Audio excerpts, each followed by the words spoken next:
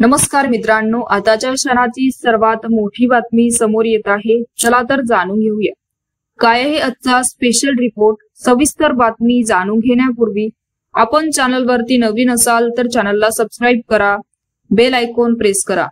हरियाणामध्ये विधानसभेच्या निवडणुका होणार आहेत। दरम्यान राज्यात काँग्रेसशी संबंधित मोठ्या बातम्या समोर येत आहेत।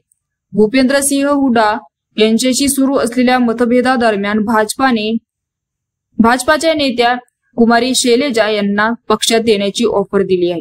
अशा स्थितीत भाजप हरियाणात खेळण्याची तयारी करत आहे असा प्रश्न उपस्थित केला जात आहे। शैलजा भाजपमध्ये येणार? हुडा आणि शैलजा यांच्यातील मतभेदामुळे काँग्रेसचे जहाज डुबेल का? हरियाणा निवडणुकीत संपूर्ण राजकारण सध्या काँग्रेस नेत्या कुमारी शैलजा भोवती फिरत आहे। हरियाणात भाजप मोठा खेळ खेळण्याच्या तयारीत आहे, तर भाजपाने कुमारी शैलजा यांना पक्षात येण्याची ऑफर दिली आहे।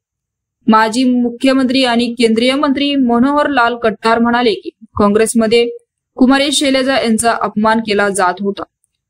कुमारी शैलजा भाजपामध्ये सामील होणार असल्याचंही त्यांनी सांगितलंय।